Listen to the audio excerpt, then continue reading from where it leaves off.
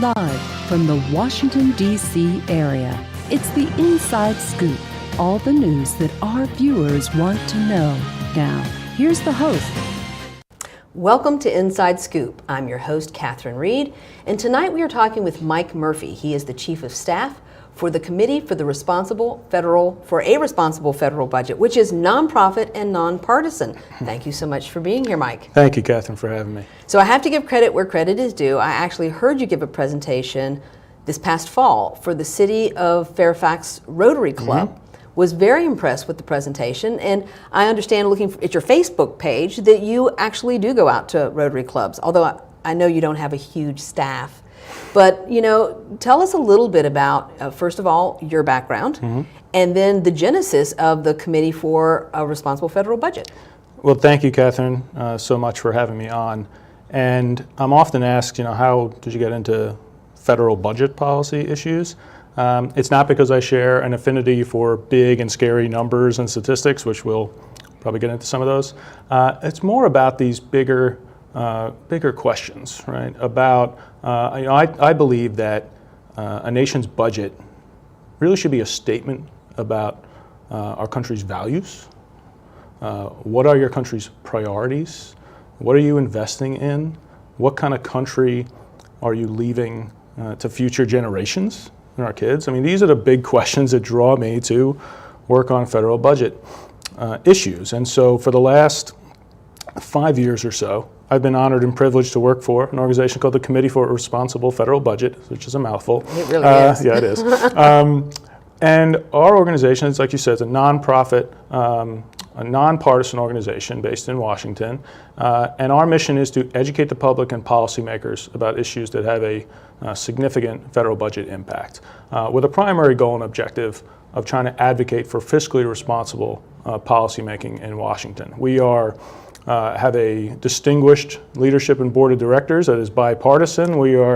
It is very impressive. Thank you. I ran through the whole list of your board of directors, and it's amazing. Our former governor, Chuck Robb, is on your board of directors. Yes, he is on our board, and it's co-chaired by folks like former Secretary of Defense Leon Panetta, former Governor of Indiana Mitch Daniels, and former Congressman Tim Penny are our co-chairs, and a distinguished board of directors who are great to work with.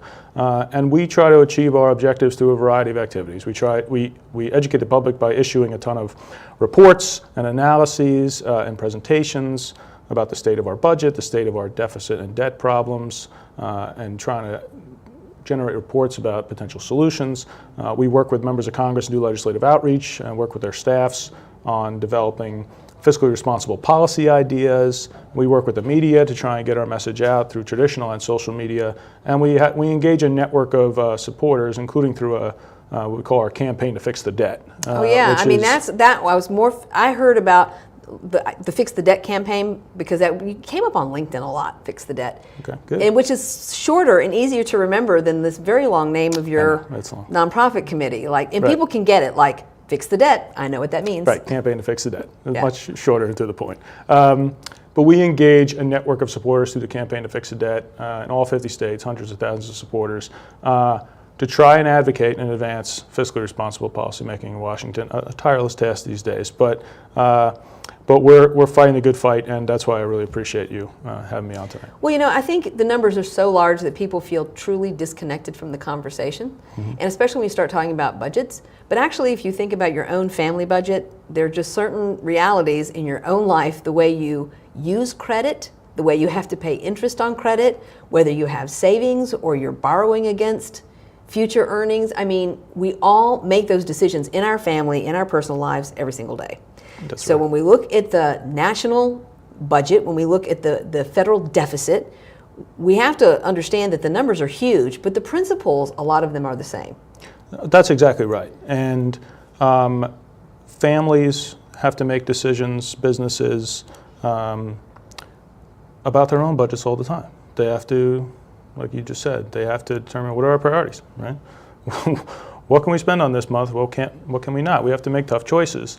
Unfortunately, in Washington right now, we're not making any tough choices, and the bill is going to come due. And our children and future generations are basically would be the ones stuck paying the bill. So that's right, and I think that one of the things that we try and do is just do some basic education, which I'm happy to talk about in terms of where we spend our money and the Well, I think you've created good visuals, because a lot of people, you and I can sit here and talk about it, but it helps if you show people the problem, and I think as a think tank organization, I'm a big one about infographics and charts, because people are good visual learners, and so the more you can simplify what it is we're talking about, the easier it is to grasp it. That's right. We love charts at the Committee for Responsible Federal Budget, so I'm happy to talk a little bit about this if we want to get into it. I think on our first number one slide here is that we're just talking about a little bit of Federal Budget 101 here. So it's just spending in the federal budget and where are we spending our money. So this is fiscal year 2019. So this fiscal year that we're in right now, which ends in September, the federal government spends or is projected to spend about $4.4 trillion, right, overall. Now, of the $4.4 trillion, when we try to educate on this, try to focus on where are the big ticket items here. We're trying to get a grasp of this. About 24% of the federal budget is spent on Social Security. About another 25% is spent on federal health care costs.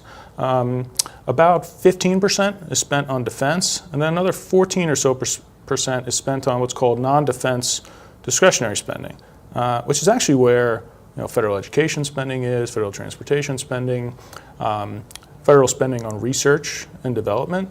A lot of the areas where people would traditionally associate with government is actually only within that 15% of the federal budget, right? So the big ticket items, about 50% or half of the federal budget, goes towards old age retirement related programs, Social Security mainly, as well as healthcare programs.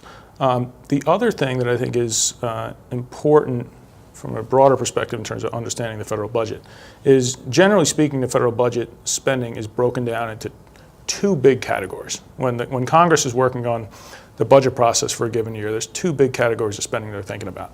It's called mandatory spending and discretionary spending. Okay?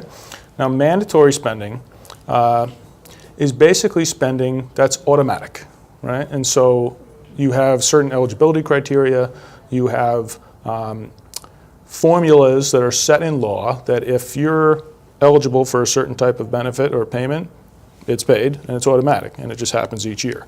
Discretionary spending is actually, think of the word discretion. It's each year Congress makes budgetary choices on how much they're going to fund these discretionary programs. That's where many of the agency budgets are for all your departments and agencies in federal government. About 30% of the federal government's budget is on the discretionary side. 60 to 70% is mandatory. It's happening automatically each year, and it's just growing. So much more of the budget is going mandatory. So we're not even really controlling it every year in terms of the decisions we're making. That's flipped completely in the last 40 or 50 years. Back in the 1960s, about 70% of the budget was discretionary, as opposed to about 20 to 30% mandatory. So those are just some bigger picture understandings of where the money goes in the federal budget. And that has, and how we've, approached this budgeting has changed a lot. Because back in the mid-1970s, because one of your board members, I think, was the founding member of the Congressional Budget. Yes, Congressional Budget Office. Yeah. Congressional Budget. So there was no Congressional Budget Office before the mid-1970s. Correct. And so then we obviously had a budget office, and obviously for a reason, like it was a big issue that needed professional, ongoing staff to tackle. That's exactly right. So the problem has gotten bigger, and also the way the Congress, you and I were talking a little bit before the show started about earmarks, and how earmarks are just what the way congressmen would bring back resources to their districts and their states, and then they did away with that. There were transparency issues, and there was a lot of criticism of it. Although I think now that we've been without that system for a while, people are starting to think maybe that wasn't as terrible as we thought it was. But there's just a lot to all of this, besides the flip between mandatory and discretionary. Just how we're going about it is so huge. It's huge. It's hard for people to grasp or to understand, right? These are big, scary numbers that are just too big for someone to really to grasp. But the bottom line is still the same, and I think are things that people can understand. I think they can understand that you can't spend more than you take in consistently over time, running up deficits and debt the way we do, without there being some kind of reckoning on that over time. So I think that people may get lost in the sort of, size of the budget, the different breakdowns, things like that. But I think people do appreciate that we can't keep doing this the way we're doing, and we're not even following, we don't even have a budget or a budget process to speak of. Like right now, what's going on right now in Washington is that we're supposed to be in budget season, right? Both houses, the House and the Senate, are supposed to, at this time, be working on their budgets in the budget committees in the House and the Senate, and then by April 15th, according to law, are supposed to have passed a joint budget resolution. Yeah, they're nowhere close to doing that. They're a little behind to begin with due to the shutdown and things like that earlier this year. But basically both houses of Congress, on the Senate side, they've started to mark up something in the Senate Budget Committee this week that hopefully there'll be some action there. But there's basically been some indication that there may not even come to the floor to a vote because they don't see the political benefit of doing so. In the House, there's a debate of whether or not they're even going to be able to do something in the Budget Committee. Because basically the truth is that they don't need to pass a budget, so to speak, to be able to move on funding these agencies. They can just pass bills that fund the individual departments without it being in the framework of an overall budget. But that is just, that's ad hoc decision making without any consideration for the impact to the overall bottom line. In other words, these stopgap funding measures, and we've seen them, the government shutdown was part of this Absolutely. Back and forth about stopgap funding. This is not, if you wouldn't do this in your family, like just decide, well, we'll just decide now and worry about the impact later, then why do we think this is okay for the government to be doing this? And again, just to bring it back to, without getting to the technical side of this, when they're having these debates around the shutdown, right, and when they pass these continuing resolutions, right, to just fund the government at stopgap levels for the next few months, they're only talking about 30% of the budget. Right? They're only really talking about the discretionary spending side, because everything else, the mandatory spending programs, big ticket items, they're going to grow on autopilot no matter what. So they're not even talking about the big portion. Well, and that's what we actually want to talk about. When we come back, we're going to be talking, since we've talked about the spending, we're going to be talking about some of the revenue side of the federal budget. So please, after this break, join me as we talk with Mike Murphy. He is the Chief of Staff for the Committee for a Responsible Federal Budget.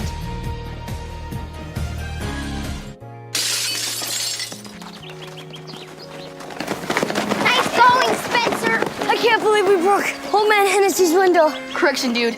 You broke. I just threw the ball. This is really bad. What are we gonna do? We? Go to the door, ask for the ball back. Are you serious? It's my ball, Myrtlebeck. I'm so dead. I'd run away. Yeah, to Uruguay. Kiss your life goodbye. Sorry. Let's go. Yeah, remember me and your well. Nice one. Some friends you are.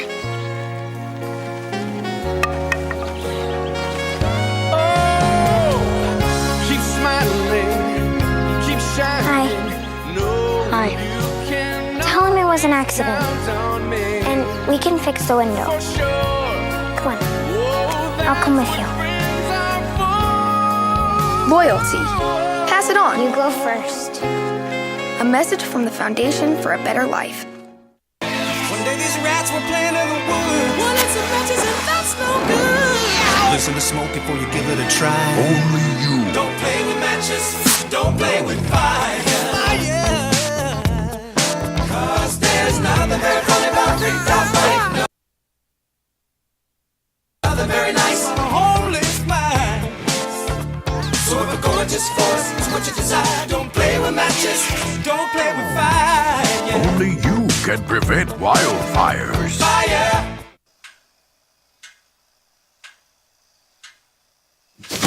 Awkward. I'm the awkward silence. You try to avoid me, then there I am again. But an awkward silence can be a great thing. Like Kelly here is about to demonstrate. You haven't really been yourself lately. Are you okay? Find out how you can help a friend with their mental health at seizetheawkward.org. We're back to the Inside Scoop. Here again, your host. Welcome back to Inside Scoop. I'm your host, Catherine Reed. Joining me tonight is Mike Murphy. He is the Chief of Staff for the Committee for a Responsible Federal Budget. And that's what we're talking about here, a big federal budget. So Mike, we left off in our last segment talking about spending. Can we spend a little bit of time talking about where the revenue comes from? Where the money comes from. Where the money comes from, yeah. There's two sides to every budget on this. And so on the revenue side, we have a graphic on this. This is number 2. The graphic on revenues gets into a little breakdown of where the revenue comes in. And the simple story is obviously taxes, okay? And it's about half of our federal revenue. We took in for fiscal year 2019, it's about $3.5 trillion of revenue. About half of that comes from individual income taxes. And then another, about 35% of it comes from individual payroll taxes. So the payroll taxes everyone sees in their paycheck that comes out for Social Security and Medicare, about 35%. The remainder, there's about 7% that is corporate taxes, and the remainder is a variety of other taxes and fees where the government gets its revenue. But here's the bottom line. If you combine this chart with the one in the previous discussion on spending, you'll notice about a $900 billion difference between our revenue that we came in fiscal year 2009 or 2019 and our spending for this year. And so if you look at another chart, which I think is the third chart that we have here, if we can put that up, that shows our deficits. Right? And a lot of time when people think about these issues, some terms get interchanged a little bit. People talk about deficits and debt. They're actually very related, but they're two different things, right? So our deficits are the annual difference between that spending and revenues. And this year, it's going to be over $900 billion. We actually just this weekend, which got drowned out by some other news, just this weekend, it was reported that February this year had the single biggest monthly deficit, over $230 billion in a month, that the United States has ever experienced. It was the biggest monthly deficit in the month of February. And that didn't make the news. I mean, I realize it's been a busy news cycle. It was a busy news cycle. It was picked up a little bit in the news, but not nearly as much as one would think, given there was other things in the news too. But our deficits are going to exceed $1 trillion in the not too distant future. They're going to exceed $2 trillion annual deficits in the not too distant future. And ever rising deficits leads to ever increasing debt, which is the accumulation of all these past deficits. We're $22 trillion in gross national debt. That's projected to grow by another over $10 trillion at least over the next 10 years, if not more. And then this starts to hit on why people should care about it, which I think is the next graphic that makes sense to bring up, which is this fourth one. Right. We're just going to spend more on the past than the future. Right. So with ever increasing deficits and debt, you also have ever associated interest costs. Right. To your point before about people can understand their personal finances. People understand interest costs. They realize if you're racking up debt, you're going to have more and more interest payments. And that's exactly what's going on. Interest is the fastest growing expense in the federal budget. I think the graphic that we're showing, or we have, is intended to show how our interest payments are rising really fast. And if, in fact, that within the next 2 years, we're going to spend more on interest on our debt than the entire federal government spends on children, right? So there's a lot of different programs in the federal budget that go towards children, different healthcare programs, education programs. If you add up all of these, along with the tax benefits as well, you're going to be paying more on interest in our debt than we do in support of kids. Just think about that. We're paying more for our past irresponsibility than we are to investing in our kids, right? If that doesn't hit home how something is wrong about this, put the numbers aside, I think that really hits home why this is a big And I think the most interesting thing about that graph too is the fact that this is not the point at which we're paying more for interest than we're investing in our children is like in 2020. Oh, it's the next 2 2020. years. It's like it's right now. It's the next 2 years, yeah. Yeah, so in the next 2 years, as the interest payments go up and it's flat for what we're actually investing, and then this again comes down to budgets and what gets cut in discretionary spending. Obviously, benefits for children is discretionary spending, whether it's education or it's healthcare. In a lot of cases, it's discretionary. There are mandatory programs that go towards kids too. So even accounting for that distinction. Right. Interest is just growing so fast due to our rising debt, and that interest, like in your personal and business finances, it just feeds on itself. So it's just growing so fast that it is going to exceed all these other areas. Children is just one, right? We're going to spend more on interest on our debt within the next few years than we spend on Medicaid in total. Within the next 10 years, we're projected to spend more on interest on our debt than we spend on defense, right, as a country. So let me just stay with this just for a minute. So we're going to spend more on interest than we do on Medicaid, and we're going to spend more on interest payments than we are on defense spending. That's correct. And those are both huge parts of our budget. That's absolutely correct. So this is like this monster that's sort of growing and no one seems to necessarily be paying Monster attention. that's growing is a good way to describe it. That's when people ask, why should I care about this? Okay? Now, those numbers, somewhat intuitively, people understand that's not right. But why do people care about our deficits and debt?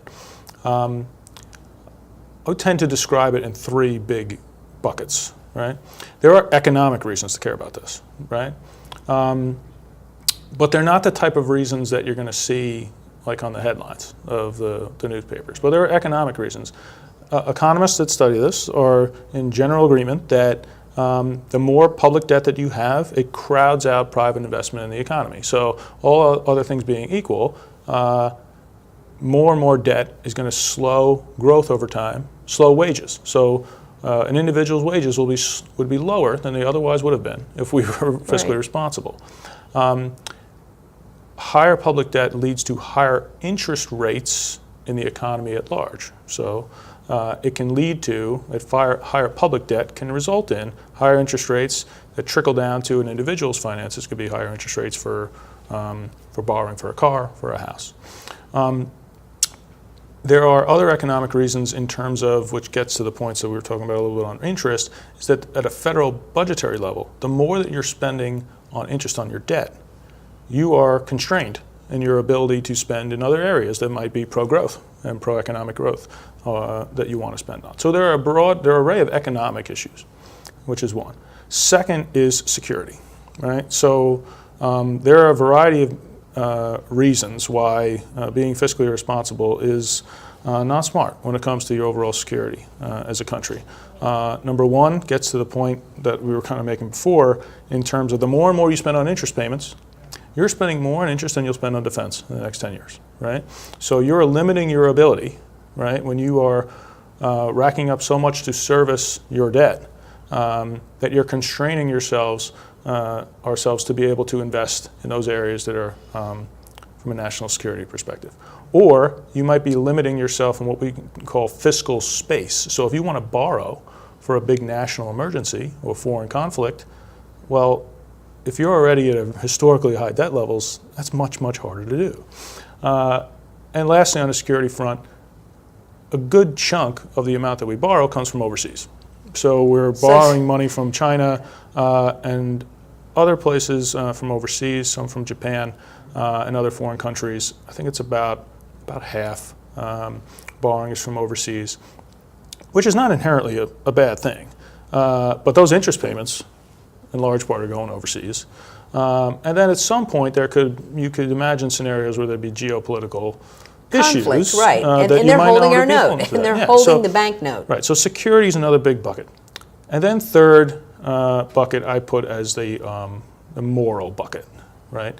The idea that if the economic and security issues aren't enough, the idea that what we're doing is passing the buck along to future generations to pay for things that we're not willing to do ourselves now, I just consider that to be morally wrong, right? And most people agree with that. And so I think that those issues, economic security and moral reasons, why people should care about this. It's not these big numbers. I mean, those all matter, but they're not like, when you were saying a monster that's growing, these are things that are growing kind of beneath the surface. They're not going to be on the front pages of the newspaper, which is why we try to get out there, educate the public on these issues, because the last point on why people should matter on this is the cost of waiting is significant, right? So each and every year that goes by, it's actually harder to solve these problems. The interest payments grow and feed on themselves. The power of compounding works against you, right? And so the sooner you start to deal with these things, you can phase them in, you can spread the cost over more years, more population, and the longer we wait, the harder that's going to be to do. I want you to talk about the presentation you gave to high school students that was a surprise to you in both its enormity and their response. Yes, so I said before, I've worked for this organization for the last 5 years. In the last month, I had one of the most inspiring experiences I've ever had, for sure, professionally, where I was invited to speak to, was the Junior State of America Conference here in Arlington, Virginia. And they had over 1,000 high school students from freshman through senior year fly in and were participating in a weekend-long winter congress where they were kind of simulating what it's like to negotiate, pass bills, form their own committees, and simulate what it's like to be in Congress. And they invited me to speak to their convention about the federal budget and our political system. And I'll tell you, they were so interested and engaged in this issue. I think they understand that they are going to be the ones that are going to have to address this. And I'll tell you, they were engaged and ready to go. And so we try and do that a lot in our organization. We try and spread this message through different groups that want to host events. And students are a key audience because, as we talked about before, they're the ones that are going to have to work together to solve this. And you were kind of surprised at your raise your hand poll on polarization. Yes. So, you know, in a lot of ways, these budget challenges are really a reflection of other broader, bigger challenges within our political system. Our budgets, you know, our budget issues are a symptom and a symbol of a system that's not able to make tough choices, that is in many ways incentivizing partisanship over progress. And these students really resonate on that, and I have some polls that I can talk about. Yeah, when we come back, let's talk about that, because I'm just as interested as you are in the fact that they were engaged, that they had opinions, and that they recognize what some of the root causes are. So please, join us after this break. Come back. We are talking with Mike Murphy of the Committee for a Responsible Federal Budget. Your time is gonna come. Your time is gonna come. It's up to you to reach out to be that friend who comes along. Your day is gonna come. When you make a friend, you make a difference. Your day is gonna come. Friendship, pass it on. A message from the Foundation for a Better Life. Good one, son. Last summer, my new dad took me on vacation. First, we went deep sea fishing. Wow! I'm so proud of you, son. And then we went on Thunder Shark. That was awesome! Let's go again. 3 times. I gotta say, it was pretty cool. You don't have to be perfect to be a perfect parent. Thousands of kids in foster care will take you just as you are. What's it feel like when a woman's having a heart attack? Chest pain, like there's a ton of weight on your chest. Severe shortness of breath. Unexplained nausea. Cold sweats. There's an unusual tiredness and fatigue. There's unfamiliar dizziness or lightheadedness. Unusual pain in your back, neck, jaw, one or both arms, even your upper stomach are signs you're having a heart attack. Don't make excuses. Make the call to 911 immediately. Learn more at womenshealth.gov/heartattack. Operation Wonder Park is a go! There's nothing more powerful than imagination. Honey, have you seen my cell phone? But don't just imagine. My park came to life? Ooh, a plot twist. Use STEM to build. Ta-da! Create. She did it. And change the world. Who's with me. I'm more of a 2 feet on the ground kind of guy. It's gonna hurt tomorrow. If she can STEM, so can you. Find out more at She Can STEM. We're back to the Inside Scoop. Here again, your host. Welcome back to Inside Scoop. I'm your host, Catherine Reed. Joining me is Mike Murphy. He is the Chief of Staff for the Committee for a Responsible Federal Budget. When we went to break, you were talking about these 1,000 kids at a mock Congress in Arlington and how engaged they were and how interested they were in something like the federal budget. But you did throw out some questions to them and ask them to raise their hands. I did, and I engaged them not only on just the federal budget, but also on the broader challenges in our political system and why we can't come together as a nation like they were about to do that weekend to solve some of these problems. And so I did some interactive sort of raise your hand of the 1,000 students, which was quite a sight, to engage on these issues. And how many of you think the federal budget is an issue we need to address? And pretty much every hand went up. But then I started polling them on other things about our political system. And there are polls that Pew and Gallup and others that have done about the political system that I use to engage the students. And I asked, how many of you believe that our polarization in our country right now is threatening our way of life? Nearly every hand of the 1,000 went up. I think it was Pew had a poll on that 87% of Americans agree with that. And so they reflected basically what that poll said. Exactly. And I think that they, in a lot of cases, there was another poll that's resonated with me, just that there was a poll that was asked of how many people believe our partisanship is so bad in this country that we could actually experience another civil war in the next 5 years. A scary thought. I asked that question of the 1,000 high school students, and about half of the hands went up of the 1,000. Right. And I had a colleague of mine who was there who said that generated the most discussion and buzz amongst the crowd the whole night. Rasmussen did that poll last year and found about a third of Americans believe we could experience another civil war. Now, I personally don't think we're going to experience a civil war in the next 5 years, but I think it shows how worried people are about the divisions in this country right now that are preventing action on a range of issues, including the debt, but not just the debt, a range of issues that I think the takeaway from certainly those students, but I think the public at large believes this, is that not only do they want the budget solved, I think they want to have a conversation of how we're going to get past some of these divisions in our country.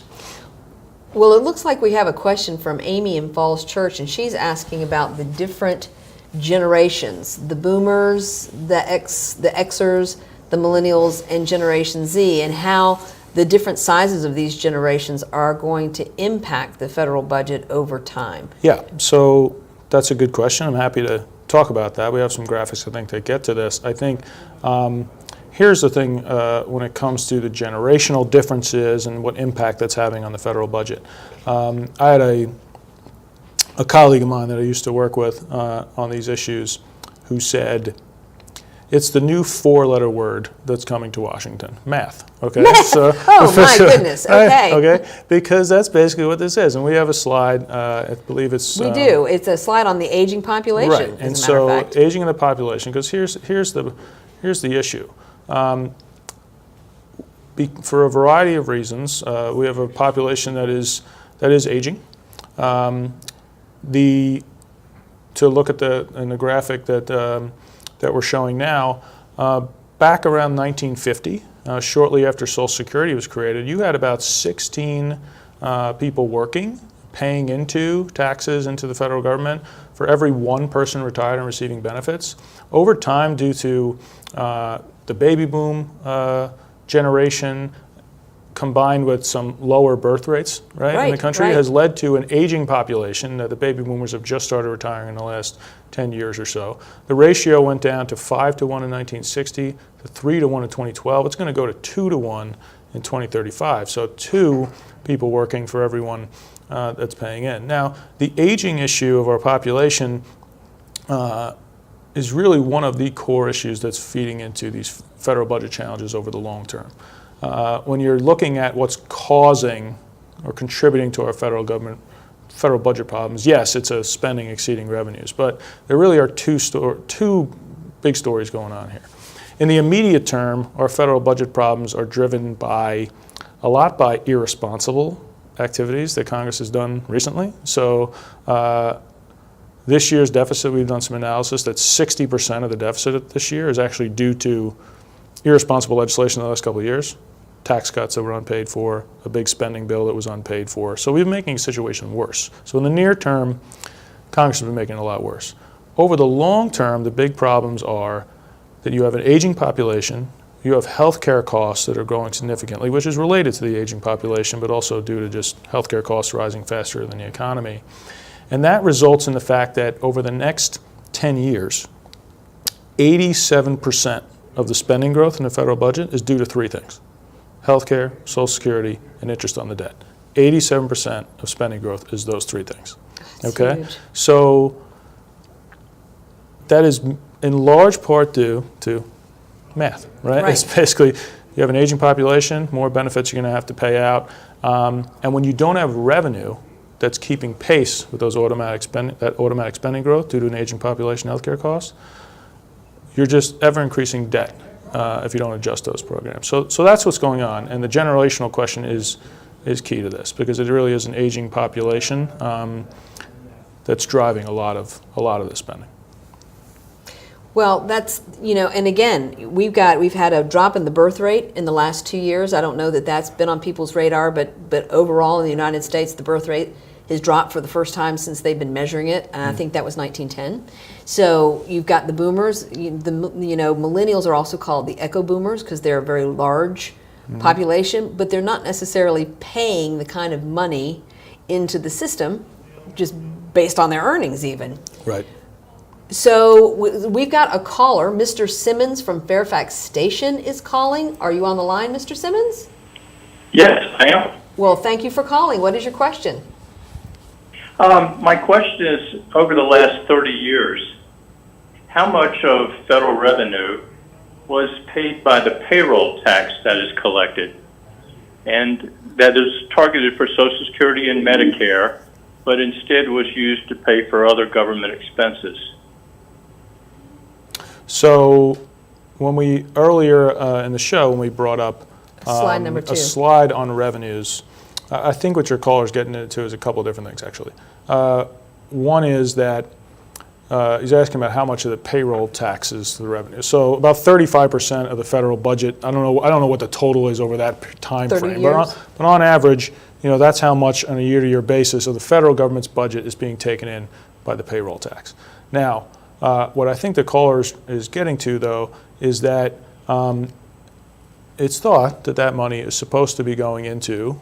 Right, it's withholding for Social Security, Right. and it's supposed to go directly to fund that program. Right, a trust fund Right. that is meant to be there to then pay the benefits. The reality is that the trust fund is really just actually more of an accounting mechanism at the federal government level, because what happens is that the current revenues that are coming in from Social Security are used to pay current benefits, okay? The remainder, the surplus of that, does go into a trust fund, which is more of an accounting mechanism, but it is, when you have surplus, it was using it to offset the rest of government, which in reality actually just lowered deficits otherwise than what they would have been in those years. But it wasn't necessarily Right. building up But- any buffer No, for it wasn't building future up, no. drawdowns on the Social Security No, system. that's correct. And in some cases kind of shielded the fact that it was in a bad situation as it is. Social Security is, taking a step back on Social Security, Social Security is one of the, it is, pretty sure polling backs this up, the most popular federal program. And I would argue for good reason. It's a Right. very popular program since its inception. I think part of it is almost its simplicity. People kind of understand it, and they've also paid into it. Yeah, and they've paid into it. That's absolutely people right. who are alive today have been paying into the system. That's exactly right. But here's the problem. Here's some of the issues there. Social Security is projected to be insolvent in 2033, 2034, depending on the projections. Those people, whoever's retiring today, whoever might have filed for retirement today, they will be in retirement when Social Security goes insolvent. This is no longer a far-out problem, right? When Social Security reaches insolvency in 2033, 2034, it will only be able to pay about 80% of scheduled benefits. It will necessitate a 20% across-the-board cut for Right. Social Security. And so Social Security is, sure, it's one of the biggest items in the federal budget. It's driving future spending. But it also should be saved for its own sake because it is such a vitally important program. Absolutely. And the byproduct of that is if we do, it will have spillover benefits on the federal budget. But I think that we should be looking at how to solve Social Security for its own sake because it's going to become insolvent within short order. And like we talked about in the federal budget before, the longer you take to deal with Social Security on its own, again, the harder the changes are going to be. There's tons of ideas out there on what we need to do about Social Security. Many of the people up in Washington could craft that plan right now. That one is purely held up on the just incredibly difficult politics of this. It's the third rail of politics for a reason. Right. And but the reality is that those commissions and bipartisan folks that have looked at Social Security for years, they know some of the adjustments that you can make and you can phase them in over time. Those are things that are going to have to be on the table. But we've been avoiding that debate. I know, and I think to Mr. Simmons' point is that had they stayed true to simply using Social Security or the payroll taxes, and they had kept it solely for the use of Social Security, we wouldn't necessarily be in this situation. But who knows if you could ever go back and tease out over the previous decades where the money went. Sure. Right? So that's gone. I guess that's off the table for anybody ever figuring out how the money was diverted to other programs. That's right. But it's left us in a bind right now. That's correct. That's right. But it is such an important program. And I really think going back to somewhat of the discussion with the high school students who are worried about partisanship, I believe it's one of the clearest examples of partisanship in this country preventing action on issues. Everybody would agree that they want to secure Social Security for future generations, right? That's why I think going out and doing presentations for Rotary clubs, of which there are thousands in the United States. There's 30 just here in Northern Virginia. You are actually talking to a group of people, some of whom sitting in the room care very much about whether Social Security is going to be insolvent. Oh, for sure. And we have, I'd encourage people to check it out because we do in-person I know you have speakers educations, and we're happy to do that. And people go on our website, and there's ways to request us to come, and we'd be happy to do that. The other thing I would draw people's attention to is if you go on our website, crfb.org, we have these online interactive tools on there. So if people want to actually try to solve Social Security for themselves, that you can actually go on there and you can see what the changes would be, and you can kind of use a calculator that we have to make the changes and see what it be yourself. To figure it out for your own personal budgeting. Yep. All right, so you heard it here. You can go to that website. You can check out their interactive tools to figure out for yourself how you might have to adjust your budget. But please join us after this break. We are talking with Mike Murphy of the Committee for a Responsible Federal Budget. This is the story of a boy who was very sensitive to lights and sounds. So he built secret hiding places where nothing could get in. The boy didn't like looking people in the eye. It made him feel uncomfortable. One day, he found out he had something called autism. His family got him help. And slowly, he learned how to live with it better. Early intervention can make a lifetime of difference. Learn the signs at autismspeaks.org. What do you think you're doing, Kevin? Was just gonna drive home. There are several warning signs present that you shouldn't be driving. Like hearing voices? Like your text-to-emoji ratio? Oh man, the selfies. Selfies. Nailed it. We all have warning signs that let us know that we're probably not okay to drive. Mine is pretending to be your subconscious. Craig, come on man, let's split a ride home. Being a dad is an adventure full of special moments. A cruise? Surprise! Unexpected moments. I got this. And even awkward moments. Okay, Dad, thank you. But every moment you spend with your kids, even the smallest moments, can make the biggest impact on your child's life. So take a moment to be a dad today. So, I'm kind of new here, but I've noticed a trend. My human does this funny thing where she goes around and gets all my toys, and then she hides them in that basket by the door. But it's always the same basket, and it's always in the same place. And then she acts so surprised when I find them, but, she's putting them in the same basket. Again.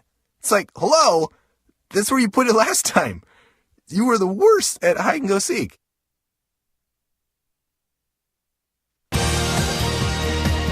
We're back to the Inside Scoop. Here again, your host. Welcome back to Inside Scoop. I'm your host, Catherine Reed. We are talking with Mike Murphy. He is from the Committee for a Responsible Federal Budget. And in this segment, our last segment, I want to talk a little bit about myths and messaging. So there's a lot of myths that people believe, and I like to say that just because a lot of people believe that something is true doesn't make it true. It just makes it something a lot of people believe are true. That's a big distinction. And then there's the messaging war and how people on both sides of the polarization we were talking about earlier have decided to position themselves and to message to the public around this. So give me some of your best myths. I can't even say that. That's it. So there are a lot of myths that are put forward when it comes to the federal budget, our debt and deficit issues. There are many of them. We spend at our organization a lot of time myth busting and fact checking, a lot of things that are said. A few of the most common ones that are put forward I'll just speak to for a little bit.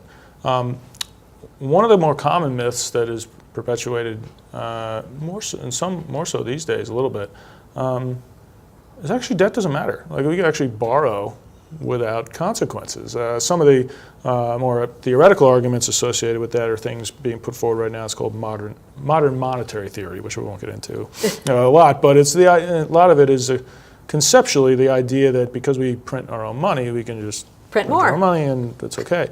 That's obviously. We strongly disagree with that, as do many economists. The idea that just because you can print money, right, that gives you more salience to be able to borrow more money to spend for more things you want to now. No. Basically, the result of that could be significant inflation, right, over time, which is very dangerous. So the one myth that we can just borrow without consequences, we tend to be refuting that one a lot. The other ones have to do, some of the other ones have to do on the tax side that we hear a lot. One of the ones that's been said a lot in the last, let's say a year or two, is the idea that tax cuts pay for themselves over time, right? The idea if you cut taxes, it's going to generate so much economic growth that the resulting revenue from that is actually going to pay for the costs of those tax cuts. And from a mathematical perspective, yes, what kind of algebra is that? That doesn't work out that way. Right?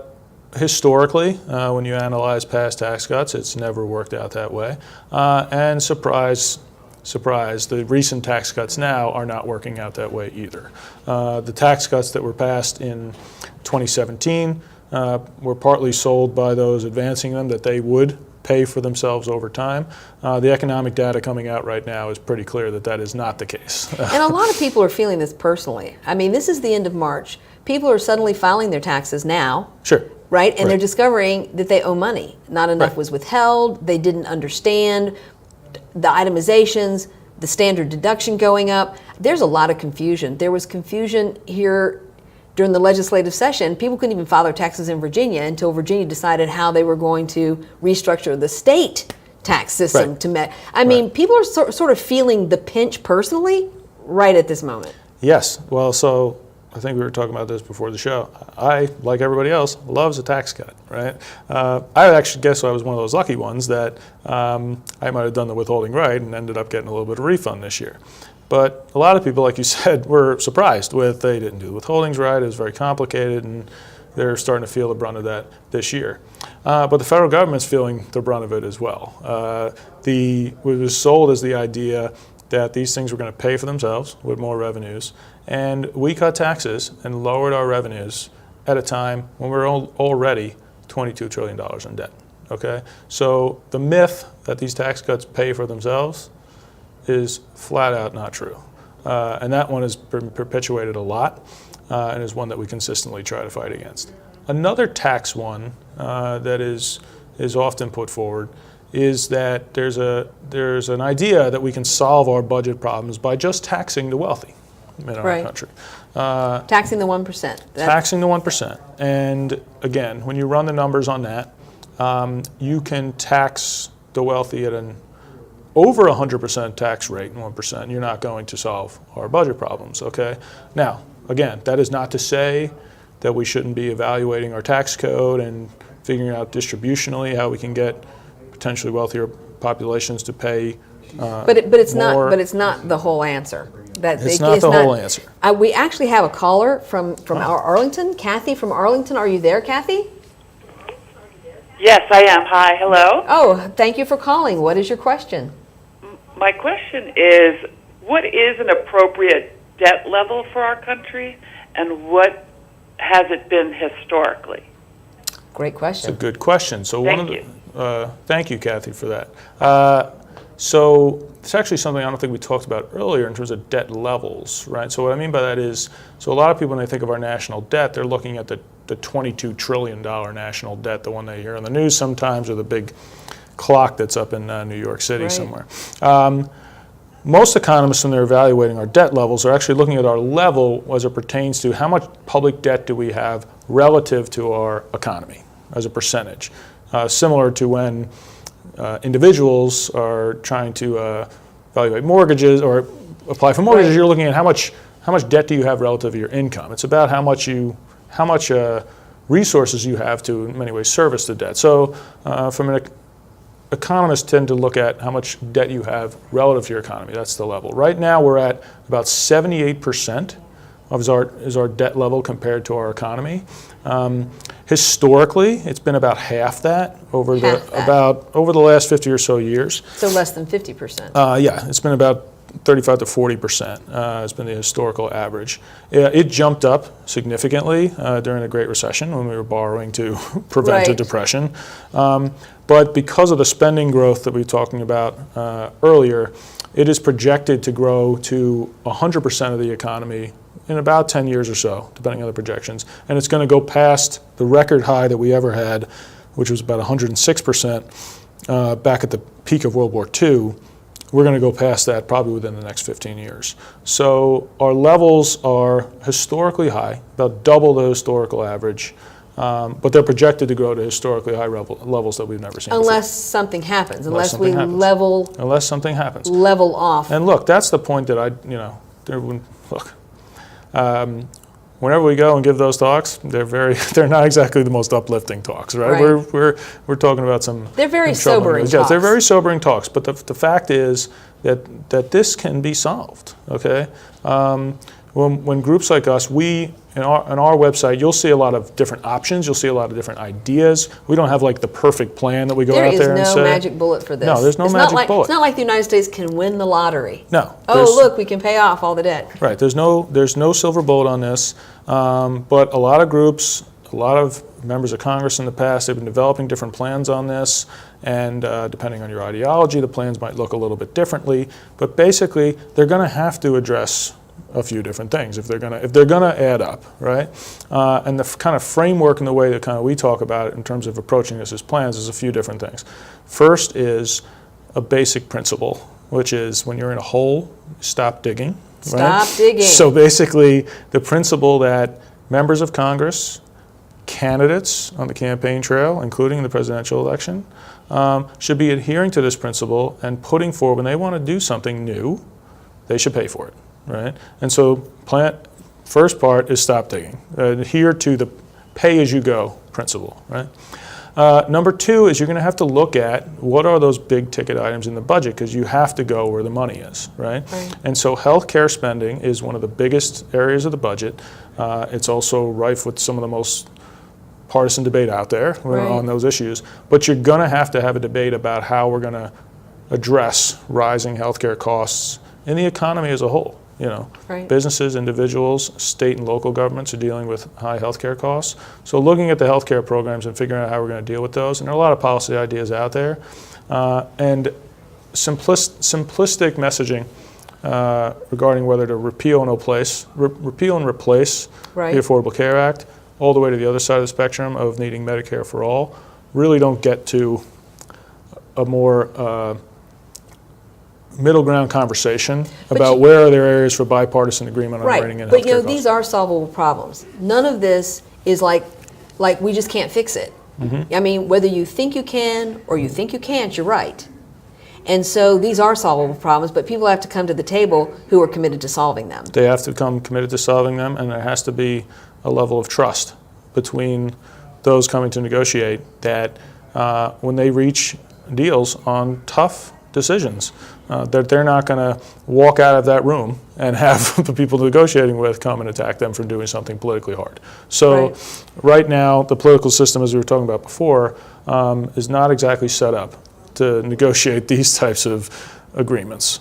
And hopefully that's where we can get to. And hopefully you can have a broader conversation. The presidential elections are unique opportunities to have these kind of conversations in terms of what are the big issues that you want to focus on. And I'm not hearing the deficit, the growing out of control deficit, as a marquee topic that any of the candidates are talking about. I haven't heard it. Have you heard it? Because I haven't heard it. No, you haven't. And I think that, look, this is obviously something that I and the organization I work for care passionately about, but the reality is we understand it's not exactly a politically appealing topic. When you're out there on a campaign trail, you want to be offering aspirational messages. Right. Tough choices and being responsible is not exactly something that sells politically. So we get that, but at the same time, I think that there's an opportunity right now where I think because of some of the broader partisanship that's going on in our country, I think people are willing and open to being told the truth about what's going on. They might be receptive to that in terms of, even if they're politically difficult discussions, they might be more receptive to that than they otherwise have been in the past, because I think they're hungry for solutions. They've had... Well, I think the other thing is we have to own the fact that this is a problem. We can't all just walk through life going, well, I can't see it, I can't fix it, and therefore I'm just going to pretend like it does not impact me. That's right. Because of the political challenges inherent with dealing with some of these bigger issues, healthcare, Social Security, the tax code, these are difficult choices, and the public is going to have to own it. They're going to have to contact their member of Congress, tell them, I'd like you to focus on this issue. They're going to have to, when bills are being put up for a vote that maybe aren't going to be paid for, they have to be calling them up and saying, no, it's important to us as our constituents that you find ways to pay for this. And that is hard, and nobody wants to do the hard thing. That's right. But I appreciate you coming here and telling. Thank you for having me. You told us the hard truth, Mike. I appreciate that. I think all of our viewers appreciate that. You've done a great job. I encourage everybody to go and look at your website, look at the tools there, and to also contact your organization and ask for someone from your organization to actually come and speak, right? crfb.org, that's where you can go and contact us. We'd love to come and speak. Thank you so much. This has been great. Appreciate it. Thanks for having me.